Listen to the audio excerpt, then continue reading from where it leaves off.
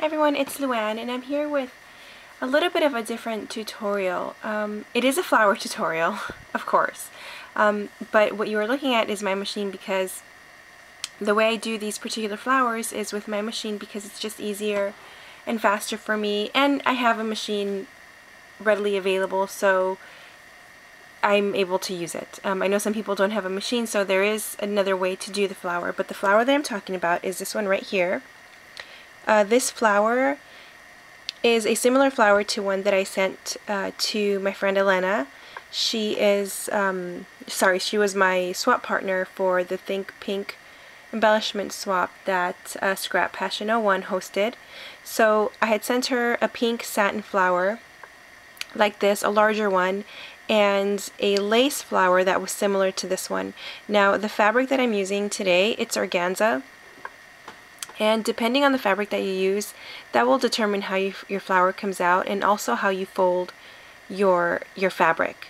And you'll see what I'm talking about in a minute. Some fabric is easier to fold and stitch together the way I cut it, and some it's just a little bit trickier because it's thicker. And if you're using your machine like I am, I actually use my machine because I can sew it and it gathers like immediately. If you can see here, I don't have a gathering foot, I just have a regular foot, and don't mind the mess in the background. I have crap everywhere in my room. I'm telling you, I keep saying I'm in such a big like craft mojo. I don't think I'm lacking my mojo. I think that my room is such a gigantic mess that I walk in and I just don't know what to do because there's just so much going on. Like, I'm so embarrassed with my room right now because it's a complete mess. Anyway, back to my machine. I'm using just a regular foot, and the machine that I'm using is the Singer Fashion Mate. And I'm going to show you guys how to do this flower. And I actually don't have it put together, so basically this is what you're going to come up with once you're done sewing your machine or sewing your fabric. So the fabric that I'm using, again, is just this organza. And for the size flower that I just unraveled, I am using 30 inches in length, and it is probably, I don't have a ruler here, but it's probably about 2 inches, an inch and a half to 2 inches in width, probably 2 inches. So what you're going to do with one end, you see how it's straight right there? You're going to cut it in a slight angle, not a huge angle, just a slight angle. And you can play with the angle yourself and see what works with you. If you can make a bigger angle and it works great, if you can actually manage it, you would have a much more roughly looking flower. So now that you've cut the ends in an angle here, you're going to meet the two corners and line up these two long sides right here. And that's the tricky part. And this is, if I were to use just a regular running stitch with the sewing needle, it would be easy. Because if you don't have a machine, you can just do a running stitch and just gather it all together. But I just like using my machine. I don't know which is easier actually, but I just like my machine because it's a cleaner stitch. So once you line up your fabric, you will see in the bottom here that it kind of starts to create a wave. And that is what gives your flower that added dimension, that added ruffle, and that just extra fullness. So that's what we want. We want our fabric to have that wave. So once you have that, you're going to line it up. This is, the tricky part. You're going to line it up in your machine. And in some tutorials it'll tell you not to do back stitch. I start off with a back stitch because I don't want my end to unravel. Okay, so I'm just going to show you my settings really quickly.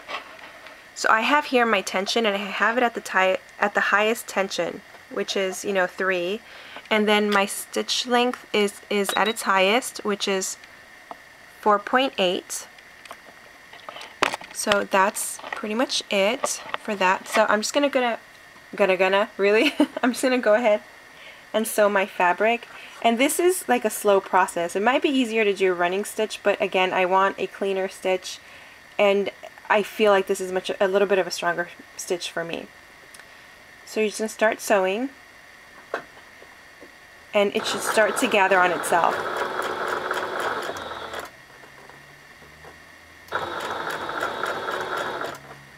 And you can already see back here that it's starting to curl up because it's gathering. And if you don't have a sewing machine, you can just do the running stitch by hand.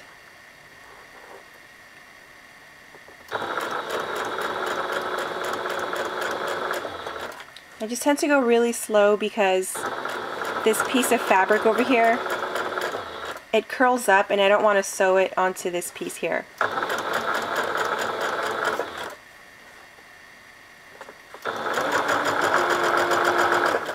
Do you guys see all of the blue tape here? That was my guide when I was working on another project. I was making my husband and my son like matching shirts, and I failed miserably because I didn't finish them. The only thing I needed to do was add buttons to my husband's shirt, and I didn't. And I just half finished my son's shirt.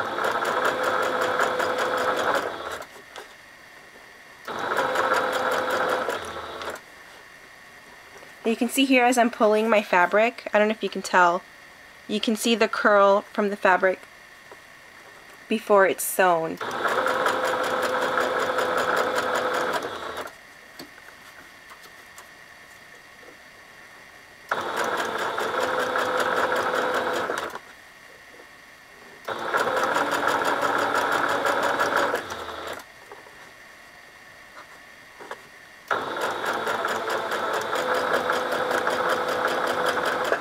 I'm just going to finish this with the back stitch as well.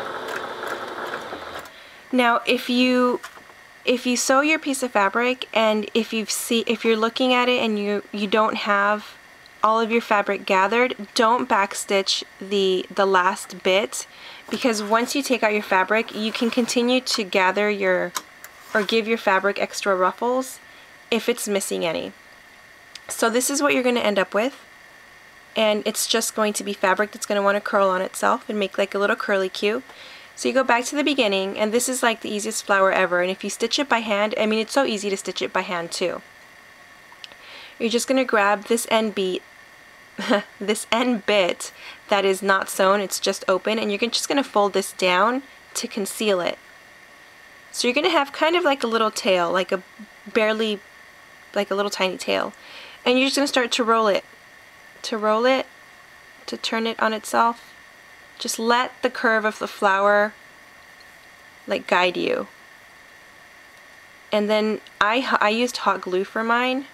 You can sew it by hand. I just like the hot glue. And I'm going to turn it over for a second. As you roll the flower, the seam is going to lay just on the outside of the previous one. So they're not going to be overlapping. They're going to be sitting right next to each other. So if you see here, actually hold on.